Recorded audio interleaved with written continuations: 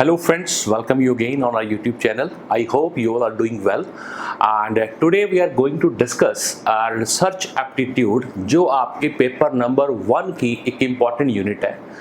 इसके अंदर हम ऑलरेडी एक वीडियो पब्लिश कर चुके हैं जहां पर मैंने रिसर्च एप्टीट्यूड की एक लास्ट मिनट रिवीजन क्लास आपको दी थी और उस क्लास में हम 50% के राउंड सिलेबस कर चुके थे। रिमेनिंग 50 हम आज कवर करेंगे। तो मेरे कहने का मतलब है इन दो वीडियो से आपका रिसर्च एप्टीट्यूड 100% कंप्लीट करने की हमारी कोशिश रहेगी और उम्मीद है आपको समझ भी आएगा। तो चलिए हम स्टार्ट करते हैं आज का लेक्चर। तो हम जो लास्ट लेक्चर तक कर चुके थे दैट वाज सैम्पलिंग मेथड्स और सैम्पलिंग मेथड के अंदर हम आज करने जा रहे हैं उसका second part that is called non random sampling. यानी ये वो मेथड्स है जहां पर कोई भी प्रोबेबिलिटी का फॉर्मूला यूज नहीं कर रहे, कोई रैंडमनेस यूज नहीं कर रहे आप। तो इसके अंदर होता क्या है, पहली बात मीनिंग कि सब जो सैम्पलिंग की यूनिट्स आप सिलेक्ट करोगे that totally depends upon the convenience और द जजमेंट। किसकी जजमेंट चलेगी यहाँ पर, इन्वेस्टिगेटर की, rather than on the basis of the chance पे डिपेंड नहीं कर रहा, अब आपकी कन्वीनियंस पे डिपेंड कर रहा है। तो इसके ऊपर हम मेथड की बात करते हैं। Very first method is called judgement sampling as its name judgement. Judgement में क्या होगा, सैंपल का सिलेक्शन चूज करने का राइट कंप्लीटली किसके ऊपर डिपेंड करता है, इन्वेस्टिगेटर के ऊपर। जितने भी आप रियलिटी शोज देखते होंगे वहां जो जजमेंट आती है वो फाइनल आती है जजेस की ओर से। That is judgement sampling. उनकी अपनी डिस्क्रिएशन है, उनकी अपनी थॉट प्रोसेस है, वो अपने अकॉर्डिंग सैंपल को चूज करेंगे। यानी कोई रैंडमली सैंपल पिक नहीं होंगे, सिर्फ और सिर्फ इन्वेस्टिगेटर देखेगा जहां मुझे ठीक लगेगा मैं उस सैंपल को लूंगा, अदरवाइज ड्रॉप कर दूंगा। तो ये बहुत सिंपल है। एग्जाम्पल इसमें दे रखा है, मान लीजिए सैंपल ऑफ 20 स्टूडेंट्स आपको लेने हैं, class of 80। It totally depends upon the choice of the teacher कि वो कौन से 20 स्टूडेंट्स को टिक करता है, चूज करता है। Second one is called quota sampling. Quota sampling भी, ये क्वेश्चन बहुत आया है, ये भी आपकी नॉन रैंडम सैम्पलिंग है क्योंकि यहाँ पर हम पॉपुलेशन में से जब सैंपल लेंगे तो कुछ पर्टिकुलर कैटेगरीज का हम कोटा फिक्स कर देंगे, वहां से हमें उतना सैंपल लेना ही पड़ेगा। ठीक है, जैसे हमारे यहाँ पर जितनी भी गवर्नमेंट जॉब्स हैं उन सब में कोटा सिस्टम होता है। गवर्नमेंट जॉब्स में कोटा सिस्टम के अंदर आप समझते हो गवर्नमेंट की ओर से कैटेगराइज कर रखा है कास्ट के बेस पे, साहब जनरल है, ये रिजर्व है साहब, उसमें भी ओबीसी है, क्रीमी लेयर है, नॉन क्रीमी लेयर है। वो क्या है, कोटा सिस्टम है कि एक नंबर ऑफ पोस्ट अगर आपको फिल करनी है उसमें एक सर्टेन नंबर ऑफ पोस्ट आपको इस कैटेगरी से कैंडिडेट लेने ही पड़ेंगे। अगर वो नहीं मिलेंगे तो पोस्ट आपकी ब्लैंक रह जाएगी, जिसको हम एनएफएस बोलते हैं, नॉट फाउंड सुटेबल। ठीक है, तो मेरे कहने का मतलब है कोटा के अंदर क्या होगा, कुछ क्राइटेरिया के आधार पे आप कोटा लगा दोगे and they are instructed to obtain the required number to fill in each quota. ठीक है, तो ये आपका रहेगा कोटा सैंपलिंग, बिल्कुल simple. Third one as its name convenience. Suppose मान लीजिए मेरे को पॉपुलेशन है, मेरी पूरा इंडिया कवर करना है और मैं सैंपल ले रहा हूँ नॉर्थ इंडिया का। क्यों, क्योंकि नॉर्थ इंडिया में मैं रहता हूँ, मेरे को नज़दीक पड़ेगा, मैं साउथ में जाना अफोर्ड नहीं कर पाऊंगा। बीइंग ए रिसर्चर मेरी कुछ लिमिटेशन है टाइम को लेके, मनी को लेके, एनर्जी को लेके। तो मैं वो सब बचाने के लिए क्या करूँगा, मैं चूज करूँगा कन्वीनियंस सैम्पलिंग कि सब जो मेरे नियर बाय एरिया मैंने वहाँ से सैंपल ले लिया और वो भी इक्वली रिप्रेजेंट कर रहा है पूरी पॉपुलेशन को। तो ये होता है आपका कन्वीनियंस सैम्पलिंग। ठीक है, जैसे ए बुक पब्लिशर क्या करता है, select some teachers conveniently on the basis of the list of teachers from the college prospectus and gets feedback from that. अपनी पब्लिकेशन के बारे में उसको फीडबैक चाहिए तो वो कॉलेज से टीचर्स की लिस्ट लेगा और रैंडमली कुछ टीचर्स को कॉल करेगा या उनसे फीडबैक लेगा, सबसे नहीं लेगा, और कोशिश करेगा उन टीचर से फीडबैक ले जिनको अप्रोच करना उसके लिए थोड़ा कन्वीनियंट हो। फाइन, तो ये आपका आ गया सब। हाल दो ये थोड़ा अनसाइंटिफिक मेथड है। ठीक है, then one comes extensive sampling as its name extensive. कोशिश करें जितनी ज़्यादा पॉपुलेशन आप कवर कर पाएँ उतना मैक्सिमम करें, तो इसको बोलते हैं एक्सटेंसिव। कहता साहब सैंपल साइज कितना होगा, as like as 90% of population, यानी बहुत कम स्कोप हमने छोड़ा।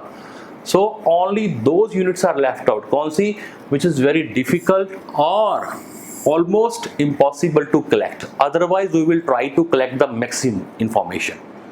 तो ये आपका मेथड होता है एक्सटेंसिव। Although कहता due to the large number of size this method has a greater level of accuracy. No doubt accuracy level बढ़ेगा, बट इट्स टू टफ। अगर हम 90% ही सैंपल लेंगे तो देन व्हाई नॉट 100%, है ना। पर कुछ एरिया ऐसे हैं जहां पर आप 100% सैंपलिंग नहीं कर सकते, तो वहां एक्सटेंसिव हम कर लेते हैं। चलिए next one, again very important, snowball. Snowball sampling इसको बोलते हैं। देखें आप, कहता where the respondents are difficult to identify, जहां पर रिस्पोंडेंट्स को डायरेक्टली आइडेंटिफाई नहीं कर सकते, उसके लिए एक ही चैनल होता है, उसको हम बोलते हैं रेफरल नेटवर्क्स। ये आपको ध्यान रखना है, रेफरल, रेफरेंस के बेस पे। सपोज आप पीएचडी कर रहे हैं, आपको कुछ डाटा कलेक्ट करना है और आपकी जो टारगेट ऑडियंस है बड़ी वो फिक्स्ड है, ठीक है। तो हमने एक टारगेट को पकड़ा, उसको ये कह दिया कि प्लीज़ आप अपने जैसे ही लोगों से जिनके अंदर सेम फीचर्स हों जो मुझे चाहिए, आप प्लीज़ इसको रेफ़र करो ताकि मैं दूसरे रिस्पॉन्स भी कलेक्ट कर पाऊँ। This is called referral system. देखें आप, इन द इनिशियल स्टेज हम क्या करेंगे, कुछ इंडिविजुअल्स को डिस्कवर करेंगे, ठीक है, और उसके बाद उस ग्रुप को ही, उसके ही रेफरेंस से हम आगे जाएंगे जिनके पास सिमिलर फीचर्स हों, ठीक है। The sampling technique is often used, कहाँ यूज करते हैं, सपोज मान लीजिए आपको एक पर्टिकुलर सिटी में ड्रग यूजर्स और सेक्स वर्कर्स इनके बारे में जानना है, which is very difficult to access. उनको कैसे असेस करोगे आप, तो उसके लिए अगर हमें 2-3 ड्रग यूजर मिल गए ना, उन्हीं का नेटवर्क लेते हुए, उन्हीं की रेफरेंस लेते हुए हम आगे पहुंच जाएंगे, क्योंकि हमारा जो इन्फॉर्मेशन जो चाहिए हमारे किसकी चाहिए, ड्रग यूजर्स की। फाइन, तो ये आपका क्या रहेगा, स्नोबॉल सैम्पलिंग। उसके बाद 6th सीक्वेंटल, मीन्स एक सीक्वेंस को फॉलो करेंगे हम। अब मान लीजिए मैंने फर्स्ट सैंपल लिया, अगर उसने मेरी एक्सपेक्टेशन फुलफिल कर दी तो मैं आगे सैम्पलिंग नहीं करूंगा, बट अगर मेरे को फर्स्ट सैंपल लेने से सेटिस्फैक्शन लेवल नहीं आया, then I must go for the second one, तभी मैं सेकंड सीक्वेंस में जाऊंगा, वरना मेरा काम फर्स्ट में हो जाएगा। देखिए इसको पढ़ के, if it does not meet our expectation then we go for the much bigger sample comparison to the previous one. मान लो पहले मैंने छोटा सैंपल लिया, अगर रिजल्ट आ गया ठीक ठाक जो मुझे चाहिए था तो बहुत अच्छी बात है, नहीं आएगा तो नेक्स्ट टाइम थोड़ा बड़ा सैंपल लूंगा, एक सीक्वेंस को फॉलो करूंगा मैं। तो ये सब के सब आपके क्या आगे सब सैंपलिंग के मेथड। पहला हमने पढ़ा रैंडम सैंपलिंग, दूसरे हमने पढ़े नॉन रैंडम। अब हम बात करते हैं sampling and non sampling errors. See, errors का आप मीनिंग समझें, जब भी हम सेंसस में से सैंपल लेते हैं, लाइक हमने पढ़ा था पहले सेंसस, या हमने क्या वर्ड बोला, पॉपुलेशन, ठीक है साहब। इस पॉपुलेशन में से अगर आप क्या कर रहे हो, सैंपल ले रहे हो, देखो या तो हम क्या करेंगे, सेंसस सर्वे करेंगे। सेंसस सर्वे का मतलब होता है हम 100% डाटा चूज करेंगे। सैंपल के अंदर मान लीजिए मैंने कहा साहब मैं लूंगा 10%, तो ऐसा नहीं है कि मिस्टेक्स हमेशा सैंपल में होती हैं, गलतियां हमेशा सैंपल में होती हैं, गलतियां सेंसस सर्वे में हो जाती हैं। जैसे हमारे यहाँ गवर्नमेंट ऑफ इंडिया हर 10 साल के बाद पूरी पॉपुलेशन को, आंकड़ों को इकट्ठा करती है और उसको कंपाइल करने में रफली 15 से 20 महीने लग जाते हैं, 1.5 से 2 साल लग जाते हैं। तो आप समझते हो कि जब मैंने डाटा लिया और जब डाटा मार्केट में आया तो जो 1.5 साल का गैप है, मीनवाइल पॉपुलेशन में बहुत बड़ा चेंज आ जाता है। तो यानी कि एरर तो वहां भी पॉसिबिलिटी है, वहां फिर हमें क्या करना पड़ता है, प्रेडिक्शन करनी पड़ती है। तो गलतियां दोनों में हो सकती हैं, सैंपलिंग में हो सकती हैं और नॉन सैंपलिंग में हो सकती हैं। इसलिए इसके हमने 2 पार्ट कर रखे हैं, एक को बोलते हैं सैंपलिंग एरर और एक को बोलते हैं नॉन सैंपलिंग एरर। तो पहले पढ़ते हैं सैंपलिंग एरर। सैंपलिंग एरर का मतलब क्या है, देखें आप, those errors which arise due to the method of sampling. Very simple, सिर्फ और सिर्फ सैंपल लेने की वजह से जो गलती है that is a sampling error. इसका मतलब वो गलतियां अगर आप सेंसस सर्वे करते तो नहीं होती, बिल्कुल ठीक है, नहीं होती। कौन कौन सी हो सकती हैं, देखें आप, faulty selection of sampling method, आपका मेथड का ड्रॉबैक है, वहां पर वो मेथड सूट नहीं कर रहा था, ठीक है, या आपने एक सैंपल को दूसरे सैंपल से सब्स्टिट्यूट कर दिया, ठीक है, क्योंकि पहले वाले सैंपल को कलेक्ट करने में मुश्किल आ रही थी तो हमने ऑल्टरनेट सैंपल ले लिया, पर वो ट्रूली रिप्रेजेंटेशन नहीं दे रहा, तो वो गलती मानी जाएगी। या आपने जो सैंपलिंग के यूनिट्स का डेमोक्रेशन किया है, डीमार्केशन किया है, डिवाइड किया है, वो गलत कर दिया, फॉल्ट कर दिया, तो डीमार्केशन में गलतियां हो जाती हैं, ठीक है। या पॉपुलेशन जो है आपकी है उसके अंदर बहुत ज़्यादा हेट्रोजेनिटी है, वेरिएबिलिटी बहुत ज़्यादा है, वी कांट जज, तो उसके बाद आता है non sampling. Non sampling as its name, जहां पर सैम्पलिंग की मिस्टेक एटलीस्ट नहीं है तो उसको बोल सकते हैं ह्यूमन एरर है। तो इसके अंदर कौन सी होती है? प्लानिंग में सा फॉल्ट है, सैम्पलिंग के यूनिट आपने कम ज़्यादा ले लिए, ट्रेंड या एक्सपीरियंस स्टाफ नहीं है आपके पास, या नॉन रिस्पॉन्स है, या आपका जो इन्वेस्टिगेटर है वो बहुत ही लापरवाह है, एरर्स है, डाटा को कंपाइल करने में गलतियां कर दी आपने, या रॉन्ग मेजरमेंट, स्टैटिस्टिकल मेजर ही गलत ले लिया आपने, या आपने जो क्वेश्चनर बनाया बहुत गलत बन गया आपसे। तो मेरा कहने का मतलब है सैम्पलिंग के मेथड को छोड़कर बाकी सभी गलतियां जो ह्यूमन एरर है वो सारी किस में आती हैं? नॉन सैम्पलिंग एरर्स में। तो ये तो बात हुई सब एरर की। तो हम पढ़ रहे थे स्टेप्स ऑफ रिसर्च, हमने 5 स्टेप्स पढ़ लिए हैं। अब आते हैं हम स्टेप नंबर 6, इसका नाम है कलेक्शन ऑफ डाटा। नाउ हमने क्या पढ़ा अब तक? सबसे पहला स्टेप हमने पढ़ा, सब आपने अपना टॉपिक डिसाइड कर लिया। सेकंड आपने पढ़ा, उसके ऊपर लिटरेचर इकट्ठा कर लिया, ठीक है। फिर आपने हाइपोथेसिस जनरेट कर ली, फिर आपने रिसर्च डिज़ाइन की बात की, और फिर आपने बात की सैंपल की। तो ये 5 स्टेप्स के बाद 6 स्टेप आता है आपका how to collect the data. Data collect करने के 2 method very famous, one is primary, other one is secondary. Primary means first hand, first time collected by the user itself, जिसको चाहिए वही कलेक्ट करेगा, वो प्राइमरी डाटा है, ठीक है। कहाँ से होता है? जैसे मान लीजिए हमारे यहाँ CSO, Central Statistical Organisation, Reserve Bank of India, NSS, National Sample Survey, ये कुछ संस्थाएं हैं, इनका काम ही क्या है? डाटा कलेक्शन करना। तो ये जो डाटा कलेक्ट करेंगी वो क्या होगा? प्राइमरी होगा। प्राइमरी की एक खास बात क्या होती है? ये कंपैरेटिवली कॉस्टली होता है। जैसे हमारी गवर्नमेंट ऑफ इंडिया पॉपुलेशन के ऊपर सेंसस सर्वे करती है, ये बहुत एक्सपेंसिव है, प्राइवेट कंपनी अफोर्ड नहीं कर सकती पूरी पॉपुलेशन को कवर करना। तो प्राइमरी में क्या हो गया? थोड़ा सा कॉस्टली होता है, you need more time, more money, more energy. Then comes to the second. Second means which is second hand, already available in the market, जो आप और हम यूजली करते हैं। कुछ नहीं समझ आ रहा, गूगल कर लो। तो वो क्या कर रहे हो आप किसी और की रिसर्च को यूज कर रहे हो, तो वो क्या हो गया? Secondary, which means which is originally collected by the persons other than who required it। जिसको चाहिए वो नहीं कलेक्ट कर रहा, किसी और ने कलेक्ट कर रखा है और हमने इसको यूज कर लिया, तो उसको हम बोलते हैं सेकेंडरी। जैसे मैंने कहा CSO ने, सेंट्रल स्टैटिस्टिकल ऑर्गेनाइजेशन ने, नेशनल सैंपल सर्वे ने खुद के लिए डाटा कलेक्ट किया, गवर्नमेंट ऑफ इंडिया के लिए कलेक्ट किया, तो प्राइमरी था। पर आप और मैं उसको यूज कर रहे हैं तो हमारे लिए क्या आ गया? वो सेकेंडरी। तो ये मीनिंग आ गया सेकेंडरी का। कंपैरेटिवली कहता है इट्स लेस कॉस्टली, कम समय, कम मनी, कम एनर्जी आपको चाहिए होती है, तो सेकेंडरी डाटा का ये फीचर होता है। चलिए अब बताते हैं methods from where we can collect the data. तो पहले मैं बात करूंगा प्राइमरी डाटा की। प्राइमरी डाटा को कलेक्ट करने के मेथड कौन से हैं? देखिए आप, सबसे पहला method direct personal, as its name, कि साहब जो मेरा रिस्पोंडेंट है मैं उसके पास जाऊंगा, उससे बात करूंगा और उसका इंफॉर्मेशन नोट कर लूंगा। Very simple, face to face interaction is there. Second one, कई बार होता है कि हम डायरेक्टली उससे इंटरव्यू नहीं ले सकते, वो फिजिबल नहीं है डायरेक्टली पहुंचना, अप्रोच करना उसको, तो हम क्या करते हैं? Indirect oral investigation. Indirect oral investigation के अंदर सबसे बड़ी एग्जांपल ले लें आप, जितने भी क्रिमिनल केसेस होते हैं, ठीक है, जहां इन्वेस्टिगेशन होती है, जांच होती है, तो ऑब्वियसली जो दोषी है, कल्प्रिट है, उससे नहीं पूछ के हम किसी सबूत को यानी किसी गवाह से लेते हैं, एविडेंस इकट्ठे करते हैं, ठीक है। या और सिंपल एग्जांपल, मैट्रिमोनियल केस में यूजुअली हम लोग क्या करते हैं कि उस कैंडिडेट से डायरेक्ट नहीं पूछते हैं आपके बारे में अच्छा या बुरा क्या है, वो नहीं बताएगा आपको, तो हम उसके नियर डियर से पूछ लेते हैं, उसके ऑफिस से उसकी जानकारी इकट्ठी कर लेते हैं, उसके जहाँ वो रहता है उसके गली मोहल्ले से जानकारी इकट्ठी कर लेते हैं। तो ये इनडायरेक्टली ऑरल हो गया, ऑरली पूछ रहे हो। थर्ड होता है information through the local correspondent. Local correspondent आप देख लें, जितने भी ये टीवी चैनल हैं, जितने भी ये न्यूज़ चैनल हैं, वो क्या करते हैं? उन्होंने हर सिटी में अपने कॉरेस्पॉन्डेंट पत्रकार छोड़ रखे होते हैं।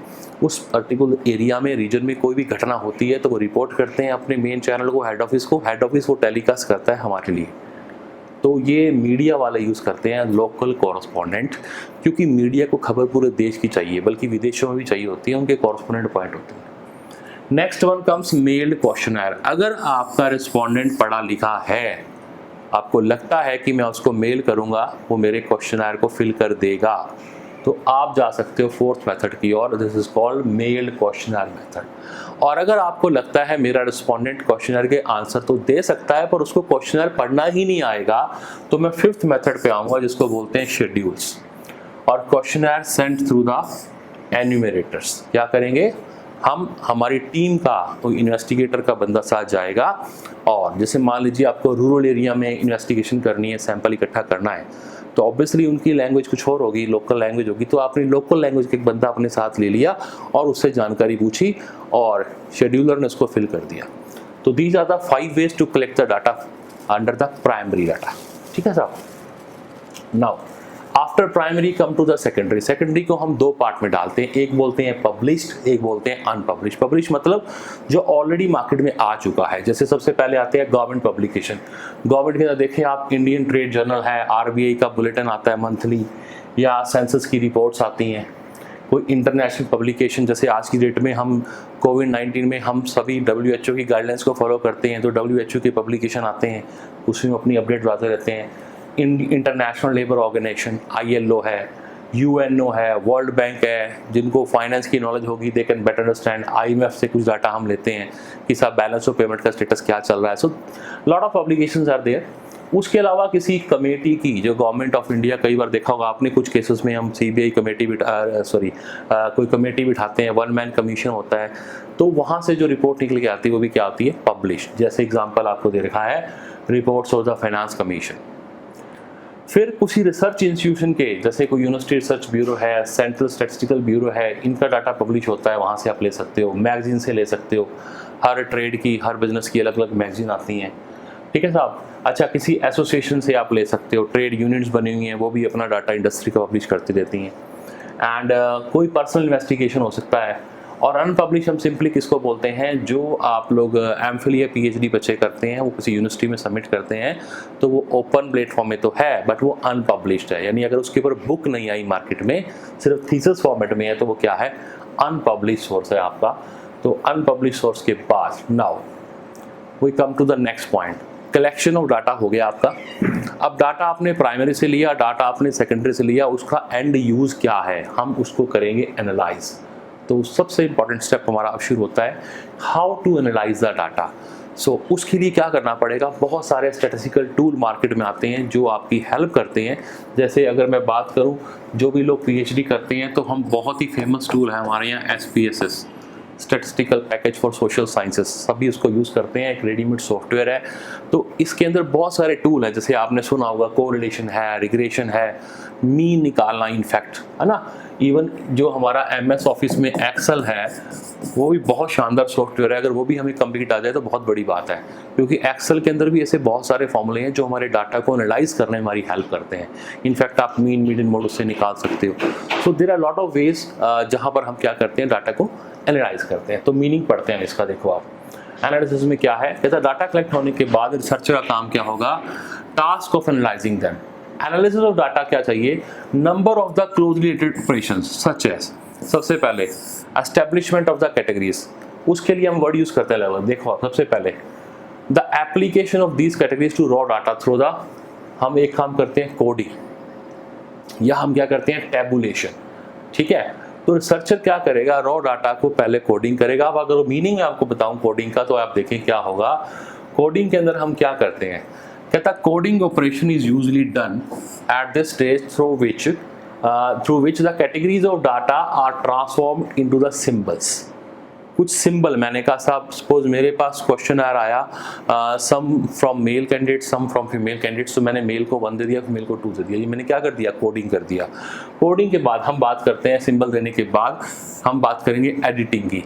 एडिटिंग क्या है, editing is the procedure that improves the quality of data. तो हम उसके लिए क्या करेंगे, ताकि हम इजीली टेबल बना पाएँ, क्योंकि जैसे मैंने कहा ना, हम एक्सेल की शीट है, आप सब समझते हो, एक्सेल की शीट में हम डाटा लेते हैं, वर्ड की फाइल पे आप एनालाइज नहीं कर सकते ना, यू नीड सम डाटा। तो हमें उस जो डाटा कलेक्शन हुआ उसको हम नंबर्स में कन्वर्ट करेंगे, क्योंकि हमारा जो कंप्यूटर है वो नंबर की भाषा समझता है, बाइनरी नंबर की भाषा समझता है, तो इस फॉर्मेट में वो काम नहीं कर पाएगा। तो ये सब टेक्निक्स हैं। टैबुलेशन, टैबुलेशन का मीनिंग आप समझते हो कि हमने डाटा को टेबल्स में बांट दिया ताकि ईज हो जाए हमारे लिए काम करना। ठीक है, तो ये सारे के सारी चीज़ें किस में आती हैं, एनालिसिस के पार्ट में आती हैं। नाउ एनालिसिस करने के बाद, उसके बाद जैसे एक छोटा सा एग्जांपल इसमें दे रखा है, if there are 2 samples of weekly wages, आपने 2 फैक्ट्री से क्या किया, वीकली ले लिया, तो आप क्या देखना चाहते हो, उनका मीन निकाल सकते हो आप कि एवरेज वेजेस फैक्ट्री ए का कितना है, फैक्ट्री बी का कितना है। ठीक है, तो स्टैटिस्टिकल टेस्ट है, जैसे इसमें एक मीन का एग्जांपल दे रखा है, तो आपको सिर्फ टेस्ट लगा ये पता लगना है कि जो हम हाइपोथेसिस बना के चल रहे हैं रिसर्च में वो ट्रू हो रही है या नहीं हो रही। बिना एनालिसिस के, बिना टेस्ट को यूज़ किए आप उसको कंक्लूड नहीं कर पाएंगे। तो अब आपने ये डाटा को एनालाइज कर लिया साहब, बहुत सारे स्टैटिस्टिकल मेजर है आप यूज़ कर सकते हो। मैंने कहा मीन, मीडियन, मोड है, correlation, regression, factor, lot of methods are there. Now अब जो एनालिसिस करने के बाद रिजल्ट आएगा, आपकी हाइपोथेसिस क्या कह रही थी और आपका डाटा क्या बोल रहा है, उसको हम मैच करते हैं। उसको क्या बोलते हैं?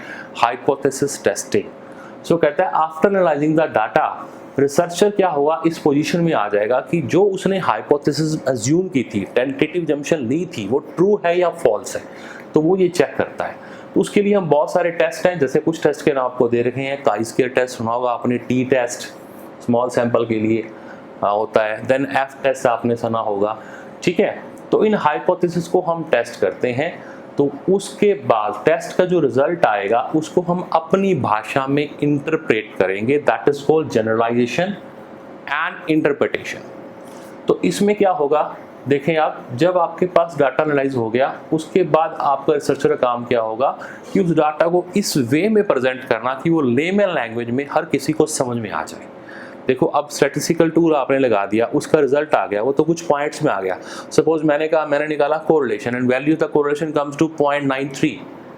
अब मैं यही छोड़ दूंगा अपनी बात को, तो 0.93 क्या है मुझे बताना पड़ेगा, आम ऑडियंस को थोड़ी पता 0.93 क्या होता है।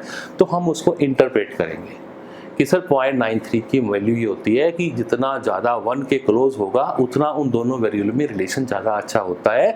तो हम ये कह सकते हैं जो दो वेरिएबल के ऊपर आपने कोरिलेशन निकाला जिसकी वैल्यू 0.93 आ रही है, वो ये शो करती है कि दोनों में बड़ा हाई डिग्री ऑफ कोरिलेशन है, दोनों में बहुत ज़्यादा समानताएं हैं, ठीक है ना। जैसे मान लीजिए अभी आप देखते हैं, सपोज कहते हैं जी कोविड-19 के अंदर उन पेशेंट्स की डेथ ज़्यादा हो रही है जिनको ऑलरेडी कुछ हार्ट डिसीज़ हैं।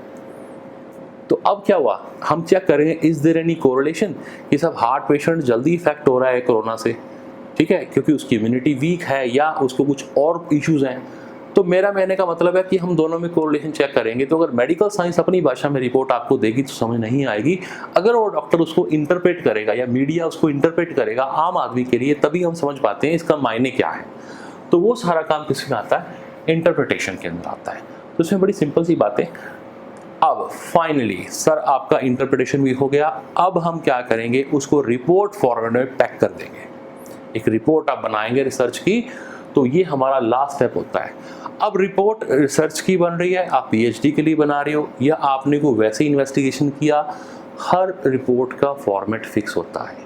तो पीएचडी में भी रिपोर्ट का फॉर्मेट फिक्स होता है थीसिस के अंदर, तो हमें उसको ब्लाइंडली फॉलो करना पड़ता है। तो ये आपका रहा साहब स्टेप्स ऑफ रिसर्च की हमने बात की। अब हमारा जो नेक्स्ट टॉपिक आएगा वो आएगा सम की टर्म्स। रिसर्च की कुछ की टर्म्स है जो हमें पढ़नी है, वन बाय वन उसको पढ़ते हैं। आपने बहुत कॉमन सुना होगा, सबसे पहले आता है साहब रिसर्च पेपर। रिसर्च पेपर क्या है, प्योरली एक एकेडमिक राइटिंग है। एकेडमिक राइटिंग है, वो किसके ऊपर बेस्ड है कि आपने डाटा कलेक्ट किया, उसको एनालाइज किया, उसका इंटरप्रिटेशन किया और आप एक पर्टिकुलर टॉपिक के ऊपर आपने कोई कंक्लूजन कर दिया। तो रिसर्च पेपर हम किसी पर्टिकुलर टॉपिक पे तैयार करते हैं और उसको प्रेजेंट करते हैं किसी कॉन्फ्रेंस में, किसी जर्नल के अंदर पब्लिश करते हैं। तो रिसर्च पेपर क्या होता है, एक स्कॉलरी आर्टिकल है। स्कॉलरी एक स्कॉलर, रिसर्च स्कॉलर जो लिखता है आर्टिकल, उसको बोलते हैं result of the original research, जो किसने कंडक्ट की, रिसर्चर ने खुद की, ठीक है। और उसका जो प्रोसेस है peer review, peer review word आज नीचे आएगा, बताऊंगा मैं आपको क्या होता है। तो पहला हमने पढ़ा क्या, पेपर। पेपर मैंने रिसर्च पेपर की मैं बात कर रहा हूँ। दूसरा इसके अंदर आता है साहब वर्कशॉप। वर्कशॉप भी क्या होता है, एक इंटरेक्टिव सेशन होता है, कुछ लोग बैठ के डिस्कस करते हैं, जैसे कहता है in which clients, researchers and other participants such as customers they work intensively on an issue और question. In a workshop elements of qualitative research होती है। ये एक टर्म आपने सुनी होगी ब्रेनस्टॉर्मिंग, सब मिलकर एक बात को डिस्कस करते हैं कि ये प्रॉब्लम आ गई, इसको सॉल्व कैसे करें, ठीक है। तो वर्कशॉप इन्वॉल्व क्या होता है, large number of people then the conventional group discussion. एक मैं वर्ड यूज करता हूँ ग्रुप डिस्कशन, ठीक है, वो भी इसकी तरह होता है, बट वर्कशॉप में क्या होता है, संख्या थोड़ी ज़्यादा बड़ी होती है। एंड जो डिफरेंस की बात है वो ये क्या है, involves more than one moderator. Moderator मैंने जो उस वर्कशॉप को कंडक्ट कर रहा है, फैसिलिटेट कर रहा है, ठीक है। तो पहला क्या है, रिसर्च पेपर, जो आप और हम सब नेट के बाद हम यूजली तैयारी करते हैं, पेपर तैयार करते हैं, अपने पब्लिश करवाते हैं जर्नल में या किसी सेमिनार में प्रेजेंट करते हैं। अभी हम सेमिनार कॉन्फ्रेंस का मीनिंग भी पढ़ने वाले हैं। दूसरा आपने क्या पढ़ा, वर्कशॉप। वर्कशॉप क्या है, कुछ लोगों का समूह है जो मिलकर डिस्कस करते हैं, उसमें 1 या 2 लोग फैसिलिटेटर होते हैं जो वर्कशॉप के अंदर इंटेंसिवली हम क्या करते हैं, ब्रेनस्टॉर्मिंग करते हैं या हम क्या करते हैं, क्वालिटेटिव रिसर्च करते हैं। क्लियर है। चलिए उसके बाद तो सेमिनार की हम बात करें, सेमिनार जो वर्ड है वो किससे लिया गया है, एक टर्म आती है सेमिनेरियम, which means seed the plot. It's simply a group of people that coming together for discussion and learning of a specific technique and topic. तो usually हमारे यहाँ सेमिनार, कॉन्फ्रेंस, सिंपोजियम, इनको लेके थोड़ा सा कंफ्यूजन रहता है स्टूडेंट्स के माइंड में। तो उसको लेके मैंने एक कंपैरिजन फॉर्मेट में आपको दिखाता हूँ, जिससे आपको बेटर आइडिया हो जाएगा कि हम क्या डिस्कस करना चाह रहे हैं। देखें आप, वन बाय वन समझें इसको। सबसे पहले बात करते हैं हम सेमिनार की। Seminar is purely an academic activity. Conference आपकी एकेडमिक भी हो सकती है, टेक्निकल भी हो सकती है। जैसे कोई ट्रेड कॉन्फ्रेंस है, पेरेंट्स टीचर्स मीटिंग है, 2 ही पार्टी इन्वॉल्व है, पेरेंट्स एंड टीचर्स, किसके फेवर के लिए, स्टूडेंट की वेलफेयर के लिए काम कर रहे हैं। और पहले हम इन दोनों की बात करेंगे। 1 और 2 डेज यूजली सेमिनार होता है, 1 दिन का या 2 दिन का एकेडमिक एक्टिविटी है, कॉलेज यूनिवर्सिटी कनेक्ट करते हैं। कॉन्फ्रेंस में बी मोर देन 2 डेज। पता लगा साहब एक सिटी में एक डॉक्टर्स की कॉन्फ्रेंस है, हफ्ते के लिए 1 वीक का प्रोग्राम उनका। नंबर ऑफ पार्टिसिपेंट की बात करें, सेमिनार में comparatively come, laser number of participant होते हैं, यहाँ पर कंपैरेटिवली ज़्यादा होते हैं कॉन्फ्रेंस के अंदर। At one location, seminar usually एक ही लोकेशन, मैंने कहा एक ही कॉलेज में, एक ही यूनिवर्सिटी में, एक ही डिपार्टमेंट में होता है, जबकि कॉन्फ्रेंस की लोकेशन वेरी कर सकती है। जितनी बड़ी बड़ी इंटरनेशनल कॉन्फ्रेंस आप सुनते होंगे, यूएनओ ने कॉल कर रखी है, कई देशों की मीटिंग, पता लगता है साहब कई अलग अलग फेजेस में मीटिंग्स हो रही हैं, एक किस कंट्री में हो रही है, कुछ कंट्री में हो रही है। ये लेस स्ट्रक्चर्ड है, कॉन्फ्रेंस इज मोर फॉर्मल, ज़्यादा स्ट्रक्चर्ड होती है। ये रिसर्च रिलेटेड डिस्कशन होता है इसके अंदर कि रिसर्च कैसे चल रही है। यहाँ पर बात करते हैं रिसर्च विद एविडेंस, क्योंकि कॉन्फ्रेंस में थोड़ी सी टेक्निकल टीम ज़्यादा होती है। रिसर्च सेमिनार के अंदर तो एक जनरल डिस्कशन होता है, सब सीखने वाले होते हैं, यहाँ थोड़े से एक्सपर्ट होते हैं, तो इसलिए यहाँ पर डिबेट के चांस नहीं होते ज़्यादा, जबकि यहाँ पर तो डिबेट होती है, क्योंकि पार्टिसिपेंट्स सीखने आते हैं ना। लाइक आप लोग अभी फ्रेशर हैं, पीजी करके नेट की तैयारी कर रहे हैं, जब आप लोग अपनी पीएचडी करना स्टार्ट करेंगे तो आपको बहुत सारे सेमिनार अटेंड करने को मिलेंगे, where you will get very basically first hand experience कि यार कैसे रिसर्च पेपर को पढ़ते हैं, कैसे डिस्कशन होता है। पर कॉन्फ्रेंस के जैसे मैंने कहा डॉक्टर्स की है, थोड़ा टेक्निकल मामला हो जाता है, तो वहाँ पर डिबेट के चांसेस कम है। तीसरा जो हम बात करेंगे वर्कशॉप। वर्कशॉप क्या होती है, बेसिकली एक प्रॉब्लम सॉल्विंग है। एक पर्टिकुलर प्रॉब्लम आपके सामने आ रही है, ग्रुप ऑफ पीपल के सामने आ रही है, उसको सॉर्ट आउट करने के लिए वो जो प्रोग्राम ऑर्गेनाइज करते हैं उसको बोलते हैं workshop.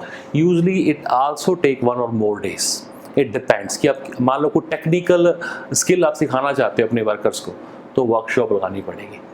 And it's a hand on practice. Hand on practice मान लीजिए आईसीटी का आपने देखा होगा, कोविड की वजह से सभी स्कूल्स में, कॉलेजेस में, एजुकेशन के सभी मतलब आप कह लो सिनेरियो के अंदर आईसीटी का यूज़ बढ़ गया। तो अब हम ये उम्मीद करते हैं टीचर्स को भी आना चाहिए लाइव क्लास लेना, वो नहीं आता था तो क्या कर रहे हैं, सभी स्कूल कॉलेजेस वर्कशॉप कर रहे हैं, फैकल्टी डेवलपमेंट प्रोग्राम कर रहे हैं, ताकि हम बता पाएँ, आपको फैमिलियर कर पाएँ इस चीज़ से कि आपको ऑनलाइन क्लासेस कैसे मीट करनी है। तो वो क्या ऑर्गेनाइज करेंगे, वर्कशॉप, क्योंकि वर्कशॉप का मेन मोटिव क्या होता है, स्किल लर्निंग।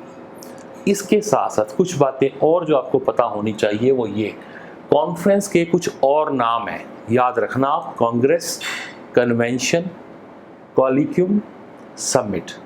ठीक है, ये चारों नाम किसके हैं, कॉन्फ्रेंस के ही हैं। और एक आपने सुना होगा वर्ड सिंपोजियम। सिंपोजियम भी एक कॉन्फ्रेंस है, but it is on a very small scale, बहुत छोटे स्तर पे की जाती है, focus on a single topic. Conference के टॉपिक थोड़े बड़े हो सकते हैं, पर यहाँ पर सिंपोजियम में क्या होता है, एक सिलेक्टेड टॉपिक होते हैं, एकेडमिक एक्टिविटी है।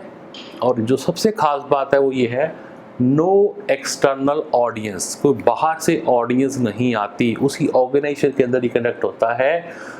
और ये कौन अटेंड करता है, अटेंडेड बाय द एक्सपर्ट्स, क्योंकि ये किसका पार्ट है, कॉन्फ्रेंस का पार्ट है। तो आई होप ये आपको समझ में आया होगा। सेमिनार, कॉन्फ्रेंस और सिंपोजियम, ये थियोरेटिकली हो गया। सेमिनार, ये कॉन्फ्रेंस, ये आपका सिंपोजियम, और अभी मैंने आपको बताया कॉलिक्यूम।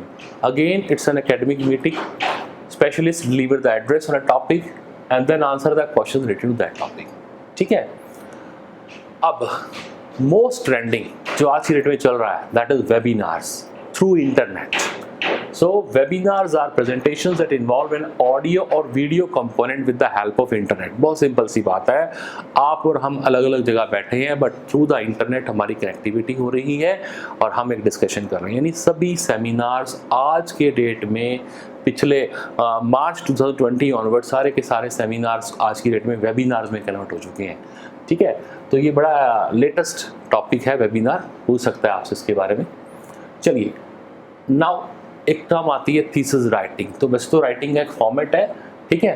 तो कहता है साहब thesis is a document written the support of obtaining an academic degree. जो आपको पीएचडी की डिग्री लेनी है, क्वालिफिकेशन लेनी है, उसके लिए जो जमा कर सकते क्या बोलते हैं, it is usually longer than research paper. Research paper comparatively छोटा होता है, 10-20 पेज का हो सकता है, पर थीसिस की नंबर ऑफ पेजेस की संख्या हर यूनिवर्सिटी अपना फिक्स करती है। ठीक है, तो एमफिल के लिए हम डिसर्टेशन वर्ड बोलते हैं, पीएचडी के लिए हम थीसिस वर्ड बोलते हैं। ये उसके बारे में जानकारी दे रखी है, एक सुपरवाइज़र होगा जो आपको गाइड करेगा। चलिए, तो मैं पीएचडी के स्टेप्स नहीं बता रहा आपको, क्योंकि वो रिपोर्ट राइटिंग जो सिंपल वही है जो हमने पहले स्टेप्स ऑफ रिसर्च पढ़ लिए थे। अब हम बात करते हैं कुछ और चीज़ों की जो बहुत ही रेलिवेंट है आपके रिसर्च के पॉइंट ऑफ व्यू से। सबसे पहले टर्म सुनी होगी आपने, साइटेशन। अब ये साइटेशन टर्म होती क्या है, इसको समझिए आप। It's a way of giving credit to individuals for their creative and intellectual work. मान लीजिए एक व्यक्ति ने कुछ रिसर्च की, उसने अपना रिसर्च पेपर पब्लिश कर दिया, और मैं या आप हम उस टॉपिक पे रिसर्च करना चाहते हैं और हमने उस ऑथर के पेपर की हेल्प ली, मैंने उसको पढ़ा, उससे मुझे आइडिया मिला, तो यानी कि उसके लिए एक साइटेशन बढ़ गया कि उसका एक फॉलोअर और हो गया। ठीक है, सो इसको क्या बोलते हैं, साइटेशन। यानी जितनी पॉपुलैरिटी आपकी ज़्यादा होगी ना, जैसे ट्विटर पे आपके कितने फॉलोअर्स हैं, फॉलो कर रहे हैं आपके विचारों को, वो सेम बात मैं कह रहा हूँ कि जो रिसर्च आपने की है वो कितने लोगों के लिए हेल्पफुल है, कितने रिसर्चर के काम आ रही है, तो उतना आपका साइटेशन बढ़ेगा जितने लोग आपकी साइट पे, आपके पेपर पे विजिट करेंगे। ठीक, अब सबसे इंपॉर्टेंट एक टर्म सुनी होगी आपने, इम्पैक्ट फैक्टर। बहुत ही हैपनिंग टॉपिक है ये, क्योंकि आज की डेट में जब भी कोई रिसर्चर काम करता है, अपने जर्नल्स को पब्लिश करता है, तो सबसे पहली कंडीशन पूछी जाती है कि आपने किस एकेडमिक जर्नल में पेपर पब्लिश किया, उसका इम्पैक्ट फैक्टर क्या था। तो पहले मीनिंग पढ़ते हैं।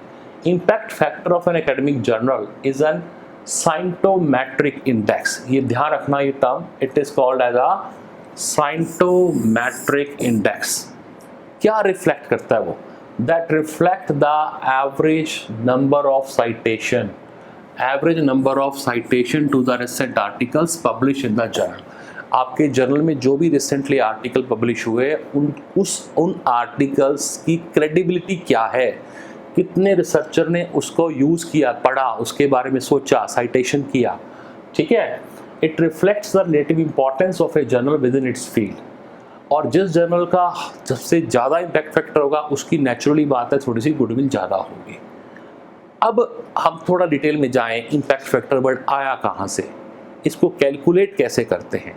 तो ये कुछ नया होगा आपके लिए, देखें आप इसमें।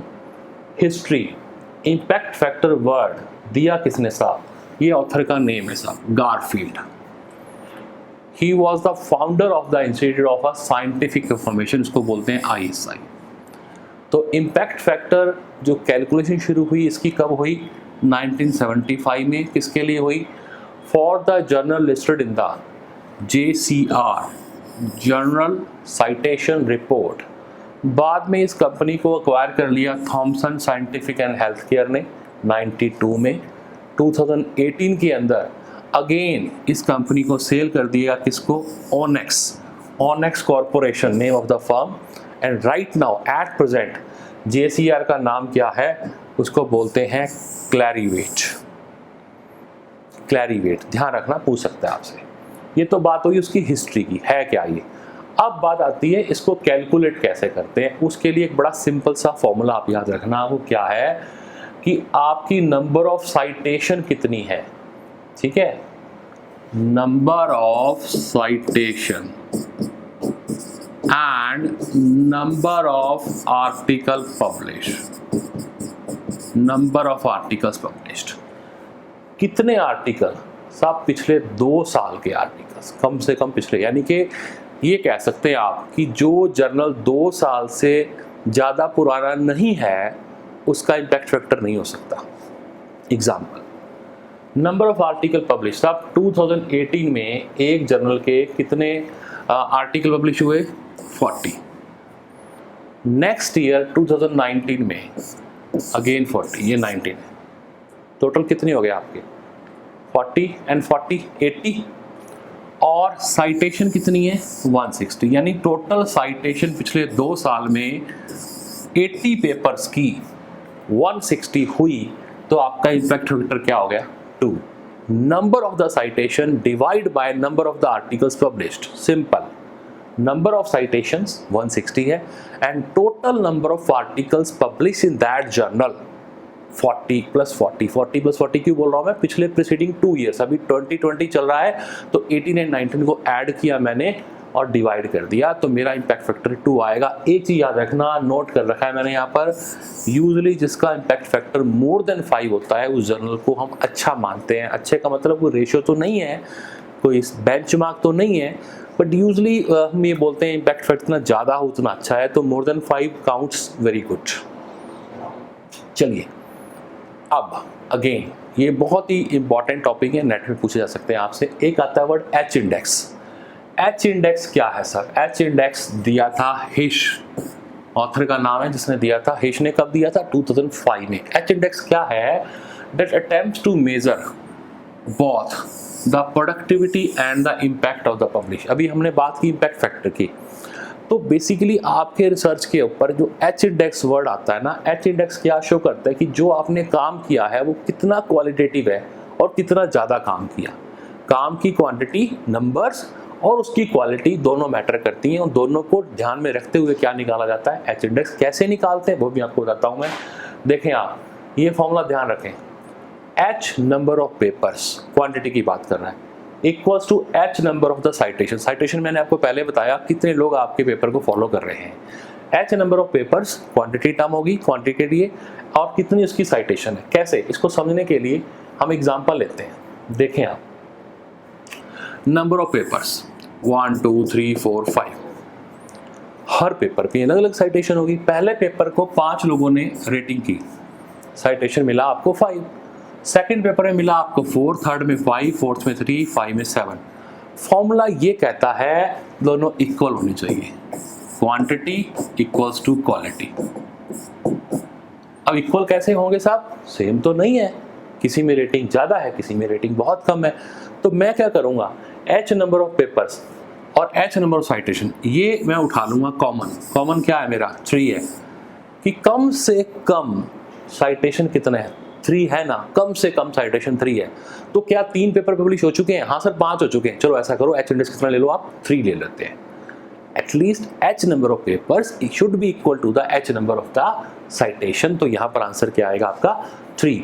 और आपको डिटेल जाननी हो तो मैंने एक पर्टिकुलर वीडियो इसके ऊपर बना के हमारी प्लेलिस्ट में देखना आप, जहाँ पर मैंने एच, जी, I10 सभी इंडेक्स की डिटेल आपको विद एग्जांपल डाल रखी है। यहाँ हम समरी कर रहे हैं, थोड़ा इसलिए मैं फास्ट कर रहा हूँ। तो I hope you got this point. Next index is called G index. G index किसने दिया साहब? Leo Egghe. कब दिया? 2006।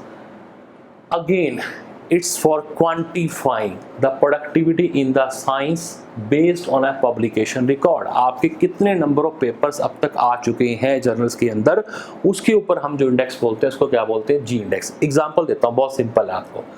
कहता मान लीजिए कि रिसर्चर है, उसका जी इंडेक्स कितना है साहब? 10 है। जी इंडेक्स कितना है? 10 है। इसका मतलब क्या है, इसके मायने क्या है?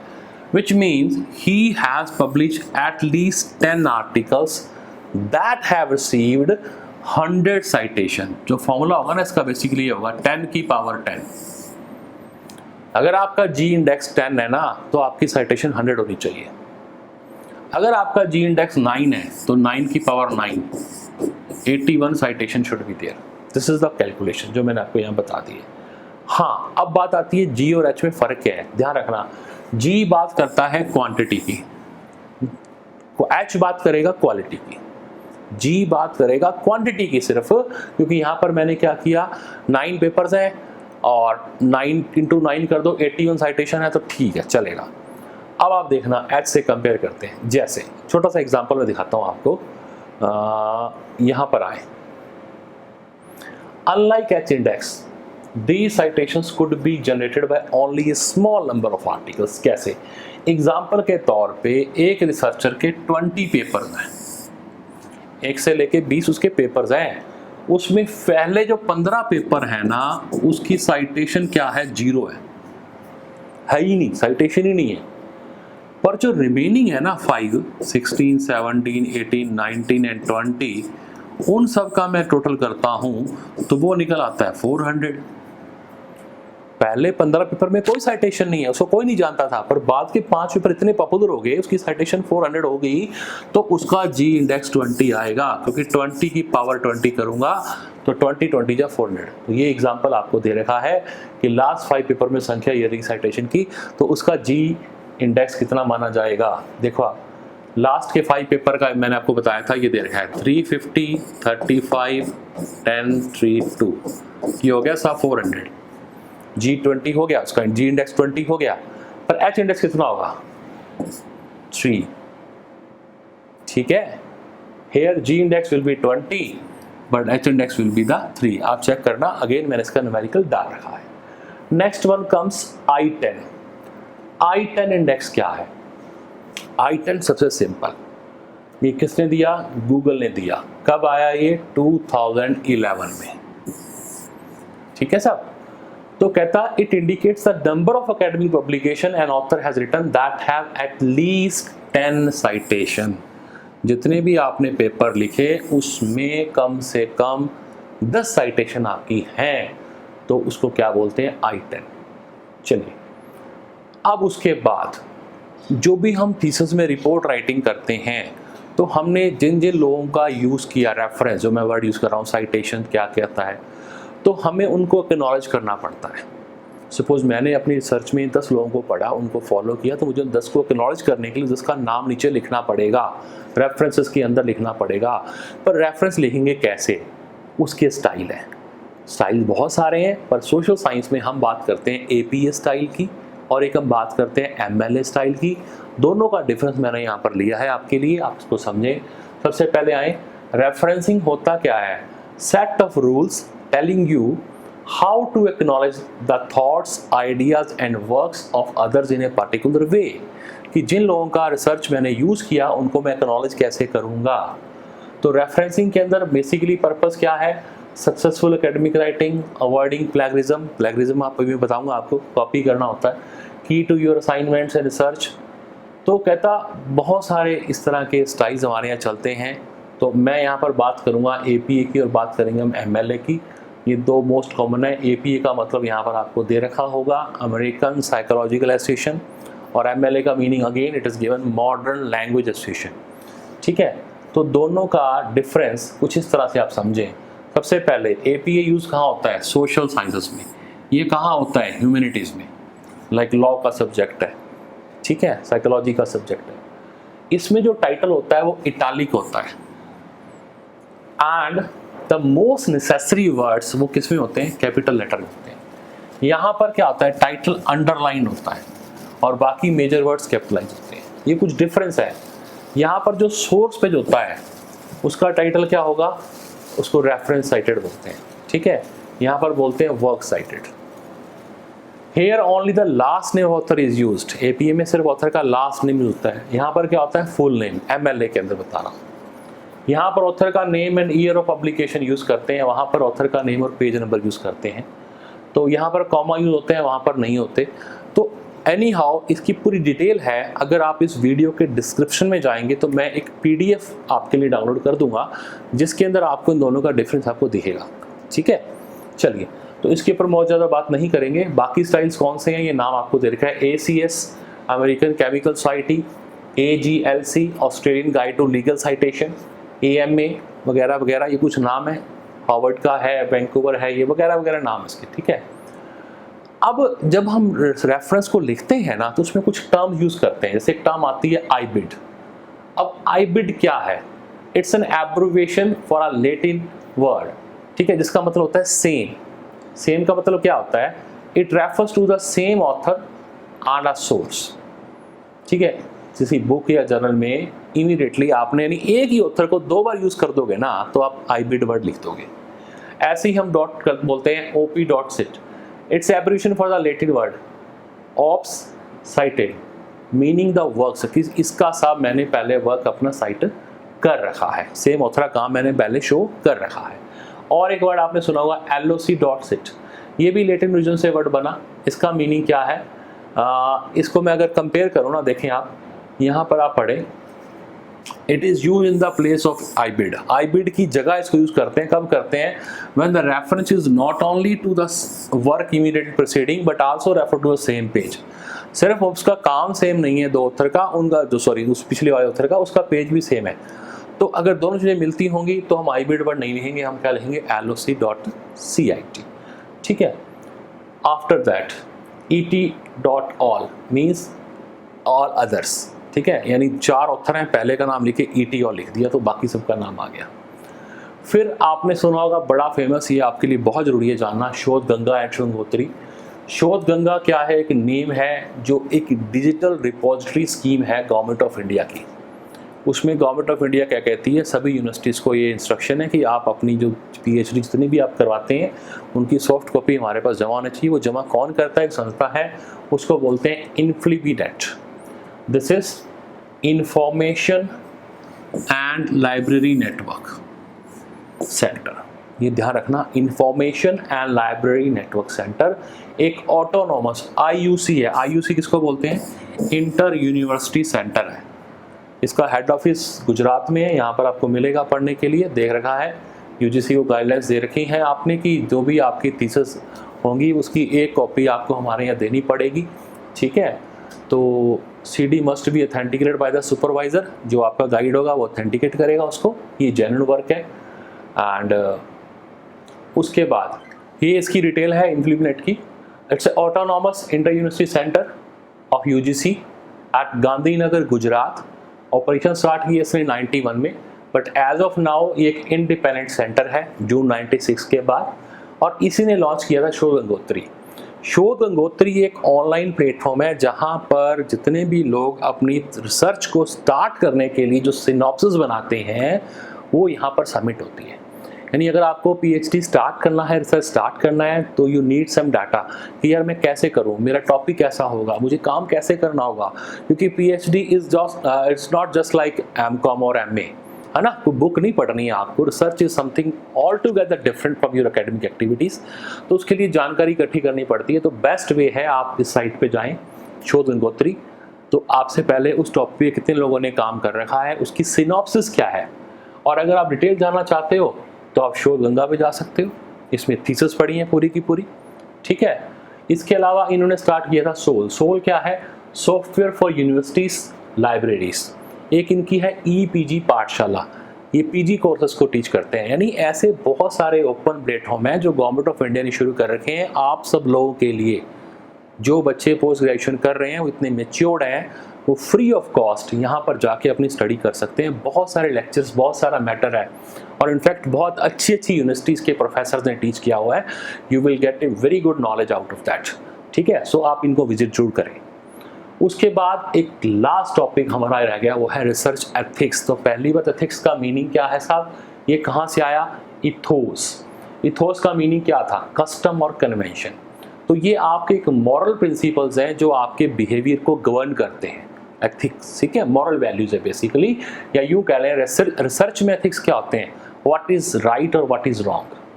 सो they are actually norms for conduct, किसके लिए? जो डिफ्रेंशिएट करते हैं सही क्या है और गलत क्या है, एक्सेप्टेबल नॉर्म्स क्या है।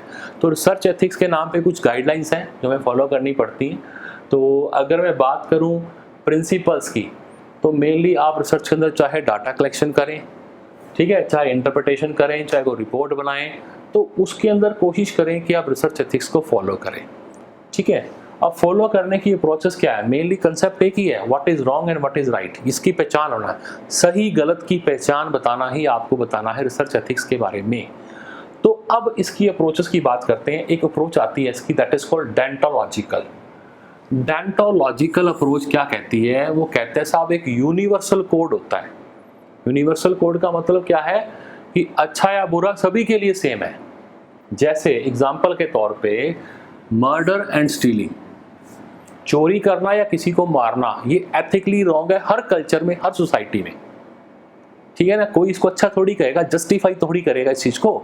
तो ये कौन सी अप्रोच होगी, यानी कोई ऐसी बात जो सभी के लिए सही है और सभी के लिए गलत है, तो इसको अप्रोच को बोलते हैं डेंटोलॉजिकल। एक होता है एथिकल स्केप्टिज्म। इसका मतलब क्या है स्केप्टिज्म का, that ethical standards are not universal. कहता है यूनिवर्सल नहीं है, but they are relative to one's on particular culture and time. एक कल्चर में कोई चीज़ अच्छी है, दूसरे कल्चर में वो चीज़ गलत हो सकती है। एक टाइम पे कुछ अच्छा हो सकता है, दूसरे टाइम में वो गलत हो सकता है, ठीक है।